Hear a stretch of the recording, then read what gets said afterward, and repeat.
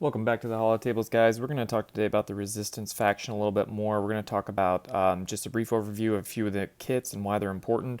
We're going to touch on mods. I think the modding is pretty simple for these guys. So we're going to touch on that a little bit, and then we're going to kind of talk about each character that's in this faction and kind of what their role is and kind of why they're important. As you can see, there's actually a lot of characters in the Resistance faction. There's 11 characters in this faction right now. For the purposes of this, I'm actually going to leave off Resistance Pilot because I'm not that familiar with the kit, and I think that and I don't really think it's a character you should be focusing on. So we're going to leave Resistance Pilot out of here. Sorry, honey. So the primary leader for the Resistance faction is still Rey Jedi Training. Finn did have a long time there where he was a really important leader, but because of the rework that happened with his kit that kind of removed the ability to do kind of an endless turn meter loop, he's not really that great of a leader. Although I think that if you really want to fill this faction out and get all these characters done, and have you really could have two pretty decent resistance teams. We'll talk about that a little bit, but I think the primary leader here is JTR. So let's take a look at her kit, and then we're going to kind of talk about Zetas and things like that as well. So obviously the Zeta and her leadership on the Inspirational Presence is critical. I don't think the leadership works without the Zeta. It's pretty mediocre leadership otherwise. And as with a lot of the big name characters, the kits really are just kind of incomplete without the Zetas. So I definitely recommend this Zeta on her leadership as the first Zeta on the team. So you can see resistance allies have 30% crit, 30% crit damage, and then when they score a critical hit, they have a 70% chance to inflict expose, and the resistance allies gets 10% turn meter when an enemy is exposed. So you can see that there's a lot of expose happening here, a lot of expose synergy, and then we're going to look at some of the other kits, and you'll see that the exposes are really what kind of keep this train rolling. And then let's take a look. So you can also see what's important here is that the expose can't be resisted, and that's really important for raids and for territory battles coming up, because the high tenacity on those PvE contents are really going to be important, and even on against in territory battles, or I'm sorry, territory wars or GAC, the fact that they can't be resisted is really important. So the other thing is, whenever resistance ally uses a special ability, all exposed enemies lose 5% turn meter, and if a resistance ally has no debuffs, they reduce their cooldowns by 1. So you can see there's a train here. There's a really nice loop that can happen here where resistance guys are using special abilities, and then there's other special abilities are coming off cooldown faster, so you can really almost, for a lot of these characters, you can really spam their abilities really quickly. And then when we go to look at C-3PO's kit, which is a really complex kit, but we're going to look at C-3PO and spend some time there and see why he is so important to resistance. And unfortunately, he's really important to Padme right now, and he's really important to Rebels too. So you kind of have to make a choice of which team you kind of want to supercharge, and that's going to depend on the strength of the team that you're trying to counter, right? So if I'm playing Rebels and I have a really strong team that I need to counter with Rebels, like if I run across a G13 Old Republic team that I need to counter, I might want to use C-3PO there, whereas if it's just G12, my Rebels can probably do without him. So the same thing is true here. If I run across a team that's where the guy doesn't have a super strong Darth Revan, so I don't necessarily need a crazy Padme team to go against it, but he has a really strong Bounty Hunter team, then I would probably want to use JTR with C-3PO, and we'll talk a little bit more about C-3PO's kit. But anyway, that's kind of the basics of the kit. She also has these other two Zetas on Virtuous Protector, and so that's when she suffers a debuff, she has a 40% chance to dispel all debuffs on herself. I think that's a good Zeta. I don't know if it's necessary. And then the Insight Zeta is pretty cool. This also gives her a lot of durability because she generates a lot more foresights, and then she recovers health and protection when she evades, and she has foresight almost all the time. So she's actually a pretty durable. She's not really a tank. She doesn't taunt or anything, but she can get the offense up. So without the Zeta there, I think this is an important Zeta. I think Insight is definitely an important Zeta to get her rolling faster. You can see she still gets the crit damage up when she evades, and then but the Zeta adds that she gets offense up, and she also starts with foresight at the beginning of the encounter. So I think that's a really good Zeta. I think Virtuous Protector you could probably do without this. If you've got Finn dispelling debuffs, and you've got you really can get a good turn meter train going, then you don't really need to worry about debuffs so much. So there's kind of a use for that, but kind of it's not necessary as useful. And then while we're on JTR, we can just look at her kit really quickly. Her basic is pretty much just it does damage. There's not much there. Defiant Slash is really, really important. This is the one where you can get the locked healing immunity. So that's a really one of the unique buffs to this team, or debuffs to this team, and one of the reasons why this team is really good against First Order and against any other team that has really good survivability. So being able to get that healing immunity for 2 turns, and 2 turns may not sound like a lot, but because this team takes a lot of turns, takes a lot more turns than the other team, that actually ends up being a lot. So and then Mind Tricks is obviously really important too. You can put a lot of good debuffs up, and then you remove a bunch of turn meter, and it's really nice. And again, this turn meter reduction can't be resisted. And then if you've got a full resistance team, this gives her a ton of turn meter as well. So this is a really, really strong. She has a really, really strong kit. I run her mostly with crit damage and some potency. I like the potency because being able to get the daze up and the ability block up and all that good stuff from Mind Tricks is really, really important. So I run her with crit damage and potency. I do crit damage on the triangle there, and then the circle, it probably doesn't really matter what the primary is. I run her with a fair amount of speed, secondary offense, nothing too crazy there. You can see I have her about only 85 bonus speed, but she gets so much turn meter from the rest of the team that I think the potency is more important than the speed. Obviously, if you can get that speed, that's pretty good. She also has a really good health steal. She's got 25% health steal, which is pretty cool. One of the kind of crappy things about JTR though is with her relic is that because she's a tank, she's a agility tank, then she gets dodge chance and health and protection and deflection chance. So she doesn't really get what you would need. Her role isn't really a tank, but she has a tank relic, so that's pretty disappointing. But so that's JTR. She's super, super important to the team. She's the primary leader. And the big thing with resistance is that you really have to spread out those exposes, and because you can see with JTR's leadership, whenever a resistance ally uses a special ability, it reduces the turn meter by 5% that can't be resisted from exposed enemies. So the team is going to be generating a lot of turn meter when an exposed gets up there, and then guys like Resistance Trooper generate even more turn meter based on exposes. So you can really get a good train going. It's kind of like an Emperor Palpatine train, where once you kind of get it set up and you can get the exposes going, you can not only generate turn meter from your team, but you remove turn meter from the enemy, which means you can just run circles around them. So a lot of teams, for a lot of meta teams, this isn't going to be effective. One of the things that is a kind of a weakness of this team is they're not very durable. So if somehow you don't get into the good turn meter train or you lose one character or something, the team kind of falls apart. So it's really important that every character in the team is really strong, and that's one of the reasons why I don't use Scav Ray, because Scav Ray is really weak. She doesn't have a lot of, mine's not very well modded, but her health and protection are not great, and I haven't put all the pieces onto her yet, but I have a hard time taking her to gear 13 because she's just not really all that great. She's good in PvE sometimes, but I think she's definitely fallen out of favor for this team. After Fenn's rework, where his special ability here, Takedown, does more damage every time you use it, he's much better in much better damage in raids. And you can see this only has a 2-turn cooldown. So if he if he lands a crit, and based on JTR's leadership, let's go back to it, he can basically spam that ability over and over and over again. So when he uses a special ability, if the ally has no debuffs, he's going to reduce their cooldowns by 1. So he can Finn can just spam stuns all across the team with Takedown. Now Finn is pretty slow, so I do run a little bit of speed on him. I'd like to probably put a little bit more speed, but I think the crit damage and the potency is really important to land those stuns and for the damage to be as high as it can be. Again, he's got pretty good 25% health steal, and again, since he's classified as a tank, he gets armor, health steal, and protection, which makes him more durable. So I mean, that's one of the benefits of it, though, is even though the team's not really all that durable, at least JTR and Finn are both tanks, so they get a little bit stronger. And then BB-8 is obviously really important to the team as well.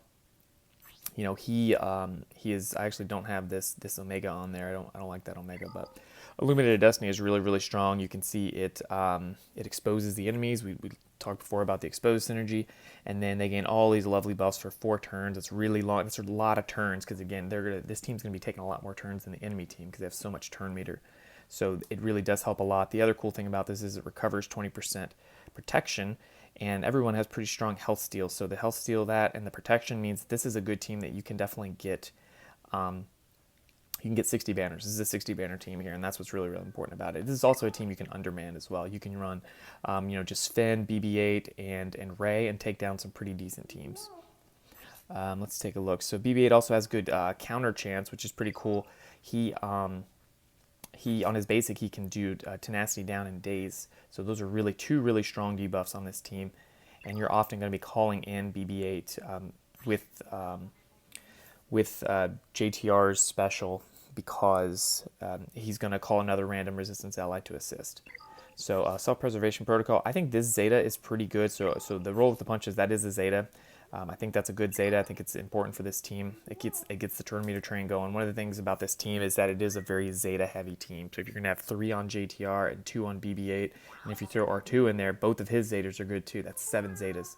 So it's potentially a very high investment team. I think R2-D2 is useful all over the place. I think both of his Zetas are absolute no-brainers, and you could probably lose one of JTR's Zetas. Self-preservation protocol, I like this Zeta for raids, because he, especially before G12 Plus came out, I think that was pretty important to give him some more survivability. And keep in mind the 8% health and protection that you get from the Zeta also heals if you have C-3PO on the team or if you have R2-D2 on the team. So all that stuff kind of keeps the team rolling and helps keep these guys alive, and hopefully you can get those 60 banners or 61 banners, depending on how many people you bring in. So BB-8's really important. His speed is really, really important. I have him at 129 speed. He's got over 303 speed. I've contemplated taking him to gear 13, even though he's a support, so he doesn't really get a whole lot of benefit from it, but just getting the extra speed, a little bit of tenacity, a little bit of health steal, it goes a long way. And he doesn't hit all that hard, but let's take a look at his offense. He does have 3,000 offense, so he can actually add some damage to the team. And since you're always calling him in to get that potency down, he actually ends up hitting and doing a fair amount of damage. So BB-8 obviously critical to the team. JTR is critical to the team. I think Finn is also critical to the team. If you're going to try to build 2 resistance squads, and if you're a resistance fanboy, I'm not right now. I'm kind of trying to convert myself, because I think it is a good squad, and I think I'm really hoping that Poe gets a rework or a new version or something, because his kit is really not very good right now. He is on my list to gear up, because he's a named character in the story, just like Rose or Holda. I'm holding off on those guys until I finish First Order, but they're next on the list, and I'm going to gear up Poe, take them all the way to gear 12, and then also I'm thinking about taking BB-8 to gear 13, because his speed is so important. He gets a little bit of a speed boost with gear 13. So those guys are really important. Poe, like I said, I don't really use Poe right now. He taunts, but he's not very tanky, so you really don't even want him to taunt. He doesn't do a whole lot of damage. His kit is really just kind of outdated. You can see he's got a unique here, where he has additional tenacity, and then he recovers some of his health if you resist the status effect. I mean, that's pretty cool. The other cool thing is he does have a bromance there with Finn. It's not as strong of a bromance as it could be. I'm hoping he gets a rework. Finn just got a rework. I don't see him get another rework, but his basic is not great. It has an 80% chance to inflict offense down if the target's suffering a negative status effect. I mean, that's pretty cool. If you put C-3PO into this team, you can get offense down through his unique, so you don't really need that offense down. Let's take a look and see. So we'll talk a little bit about C-3PO. I think that's probably a good overview for this team. Everybody in the team does a lot of damage, so I think all that stuff's really important. All those characters are really important. R2-D2 is really a plug-and-play character for any of the for Rebels or Resistance or Galactic Republic. So he's going to be a no-brainer to add into the team. But again, if you need to supercharge one of your other teams, R2-D2 and C-3PO, moving those 2 guys together into one team, or you can split them apart, you can use them together. It just depends on that kind of the strength of your enemy there. So anyway, let's get back to C-3PO really quick. So let's take a look and see. So whenever Resistance or Ewok ally uses their special ability, they inflict offense down the target for 2 turns, which can't be evaded. So that's pretty cool. It can be resisted, not evaded, but it can be resisted. So I mean, that's pretty cool. Getting that offense down there. The 10% critical damage is okay.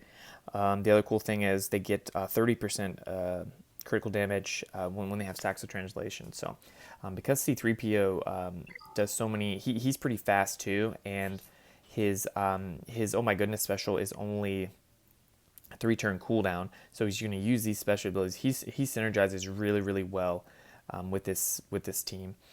And he's got all of these different uniques. He's got a lot going on here, guys. But you can see, I'm sure you guys are familiar with this kit, but he throws up Confuse on his basic, and that can help reduce the cooldowns, or I'm sorry, increase the cooldowns on an enemy. And then the other cool thing is if you look at translation, I think translation is in Protocol Droid. Yeah, translation. So when C-3PO uses his basic ability, it decreases this character's cooldowns by 1. So if you've got 3 stacks of translation to all of your team, not only do they get the 30% max health, the 15 crit chance, but they also reduce their cooldowns. Some of that is overkill with JTR, but there's some characters on the team that can benefit from that more. So you really want to get translation stacks up on JTR so you can continue to do mind tricks. And then you also want to get it up on BB-8 so you can get those Illuminated Destinies faster. It's very frustrating to get to BB-8's turn. He's got one or two turns left on his Illuminated Destiny. So getting C-3PO in there with the team helps a whole lot.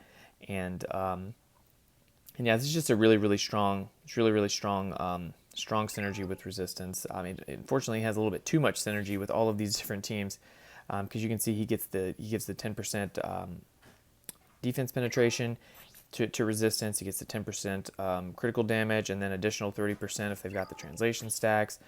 He gets the 10% potency, which is really good. And then let's see what else he gets to. I don't think there's a whole lot else that he gives. A lot of this other stuff is to GR or to Ewoks or these other guys. I do like the Zeta on Oh My Goodness. I don't really know about the Zeta from Wait For Me. It's only so they only get 1 stack of translation. I'm really not sure that this Zeta is worth it. I think there's a lot of Zetas out there. I think Oh My Goodness is a good Zeta because it gets the confusions up a little bit faster. And again, the confusion, 2 stacks of confusion means that the enemy can't counter or assist or gain bonus turn meter. So that's really strong. They also can't gain buffs from 1 stack of confuse. So again, C-3PO I think is a no-brainer to put into this team, but I think it also depends on how strong the enemy is. Who are you trying to counter? And then how, which one do you kind of need to push over the edge there? So I think that's all we're going to talk about with the Resistance team right now. I do want to hit on Amilyn Holdo and Rose Tico a little bit and why they work well with the team. They're not the best kits in the world, but we're going to go over their kits really quickly. Rose Tico can get Tenacity up, which I think is a really important buff, and it's not a buff that anybody else in Resistance gets. So that's actually pretty cool. So she does have a 50% chance to attack again, which I think means that she can give Tenacity up to 2 different Resistance allies if she goes again. So I think that looks like that's only on her basic, or only when it's on her turn. It says once per turn. I'm not sure what that means. I think that means if she's counterattacking, she's not going to be able to get additional. She's not just going to pump out Tenacity ups to the team. That would be pretty crazy. So that's pretty cool. Her base speed is not great. I wish she was a little bit faster. She does get the defense up, but again, look, she's got a 5-turn cooldown on this, which is not really very good. One of the good things about her being slow is that if you can get translation stacks up on her, then this kind of ability, when it comes up, she'll be able to use it over and over again, which is pretty cool. It removes 8% turn meter for each Resistance ally. So if you've got 5 Resistance allies, it's going to remove 40% turn meter that can't be evaded. Again, it can be resisted, but not evaded. So the defense up is pretty cool, and then she also gets bonus turn meter for that. So she gets a little bit of turn meter gain. Then let's take a look. I don't know if this is the Zeta. I don't think that's a Zeta. She does have a Zeta. I believe it's this one that's a Zeta. But anyway, let's look at Shock Prod. This is a stun. It can be resisted. When the stun expires, the target is dazed for 2 turns. Daze is pretty good. Daze is a really good ability to have. There's some teams out there that can kind of get the better of JTR. Teams like Palpatine, who can get a turn meter train going if you don't get yours going, if you don't get enough days up and things like that. And Rose and Holdo can actually help you counter those teams. So they can get the days going, but you got to be really fast. And luckily BB-8 is really fast, and he gets bonus turn meter and all that good stuff. So I think with BB-8 and I think with Rose and with Holdo, you could actually counter those EP teams that can actually give JTR some trouble. So obviously a stun, but again, a 5-turn cooldown. That's what's really, if these were 3 turns or even 4 turns, I think she would be a lot better, but she ends up using her basic a lot. So she's generating the Tenacity up, which is pretty cool. Again, good against EP and another debuff heavy team. Roast Tico, and so her unique here, I don't recommend giving her the Zeta here. I think she just doesn't generate enough damage. It is a good Zeta. When a resistance ally scores a critical hit, she gets 10% turn meter. So despite her being slow, she does have some turn meter gain inside of her kit, and then she's also going to get all the other turn meter gain from JTR's leadership. So this is really not a bad Zeta. I think, my guess is that she's going to be, since she's in the new movie in Rise of Skywalker, I think there's a decent likelihood that we're going to need her. And she's also one of those characters that not a lot of people have, and probably even fewer people have her geared up. So I'm actually probably going to gear her up and then kind of see how she performs. I'd love to do some research and see if anybody has her at gear 13 and kind of how she performs at gear 13. My guess is it's not great. But I actually like this Zeta. It's a decent Zeta. And it will really get her going faster, and it'll get those turns on cooldown faster. So let's take a look at Holdo. So Holdo generates some, it looks like she generates some foresight, and then she generates some more health for the team. So she provides some more survivability for the team. Unfortunately, what the team really needs is more, protection recovery, because the team in general has good health steal. So her just healing through isn't really all that impressive. There is an AoE daze here. I think unfortunately her potency is not very good. So for an important debuff like daze that's resistible and evadable, I think she really needs more potency. So if once I gear her up, I would definitely mod her get a potency cross and probably a potency set, and then probably a speed set as well, to kind of get her going more faster, since she's not all that fast. But defense down is really good. Evasion down, I don't know about evasion down. That's okay, I guess. But the defense down is definitely good. It's a good Omega there. And then on Bunker Buster, yeah, I'm sorry, that's where we're already at. Okay, so Reprieve, dispel debuffs on a target ally. They recover 40% health and protection. But again, a 5-turn cooldown is not great. But the 20% protection is good. Again, she's good for resistance is really good for getting high banners, and I think that's kind of the hallmark of a strong offensive team for GAC. Is you're able to either underman, or you're able to finish the battle with a lot of recovery. That's why troopers are so good, because they can definitely, they're a 60 banner team. Bunker Buster again has 5-turn cooldown. I mean, that's kind of the weakness of these two characters, is these 2 5-turn cooldowns. So this does have a Zeta on it, so let's look at it without the Zeta. So without the Zeta, when the resistance ally loses Foresight, Amilyn Hodo gains Taunt for 1 turn. So there is a lot of Foresight going around with R2-D2 and with JTR and with BB-8, so they generate some Foresight there, and then Amilyn Hodo gains Taunt for 1 turn, and if she doesn't have Taunt, she has plus 50 speed, so that's kind of cool. So I like this Zeta here. I just wish that that the base character was better. And my concern though is these are four ability characters. So if they're needed for an event, then you're either gonna have to Zeta them or you're gonna have to take them to gear 12. But as we saw with General Skywalker, they're gonna have to be gear 12 anyway. Probably gonna have to be gear 13. So, but this is not a bad Zeta. Well, she doesn't have Taunt. She has 50% speed, and all other resistance allies have 20% critical avoidance, and then she kind of gets more health recovery as well. So that's kind of those two characters' kits. I don't think they're bad characters. I think I think if Poe got a rework to work better with them, I think being able to use Rose, Holdo, Finn, Rey, and BB-8, I think that would be a strong team. I don't know really about using Poe. I feel like Poe really needs a rework to be able to deserve a spot in that team.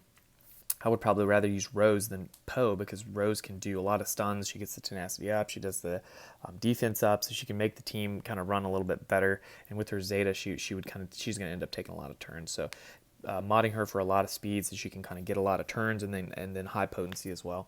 So in general, potency is really good for resistance, even though some of the exposures and things are unresistible.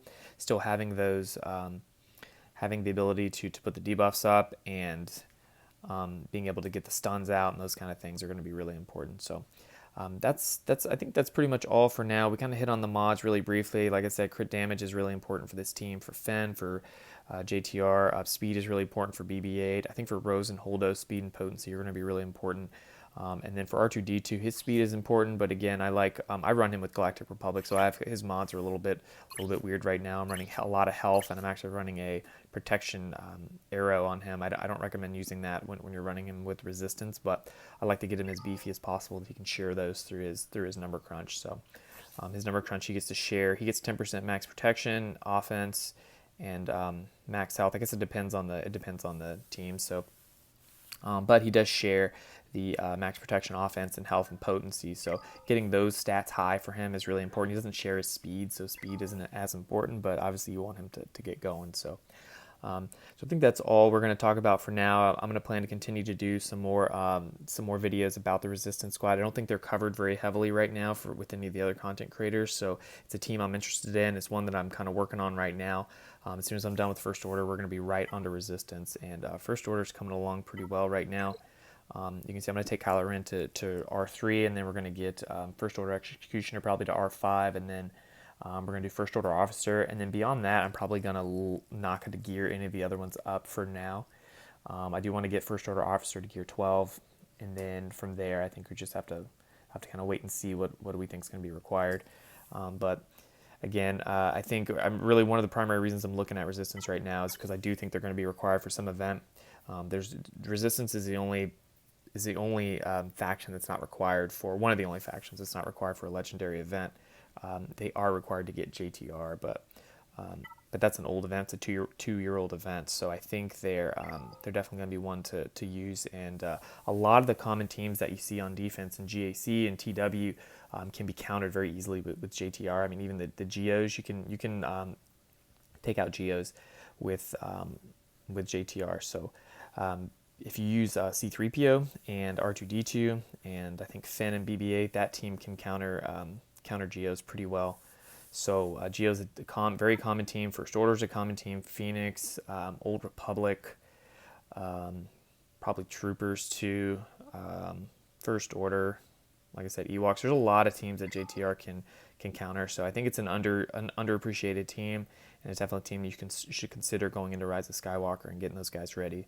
So thanks for watching, guys. If you have any questions or anything, leave a comment below. Remember to like the video and subscribe if you want to see more content like this. Just as a side note, I'm actually, so we're in, probably not going to hit Kyber this season. I lost this round by 2 points. I kind of gave up when I saw that he one-shot everything, and I kind of stumbled on on one of his teams. But even though I had two attacks on those Geos, I still almost got the same number of banners. He wasn't very efficient, so that was a little frustrating, but hopefully we can still get to Kyber. So anyway, thanks for watching.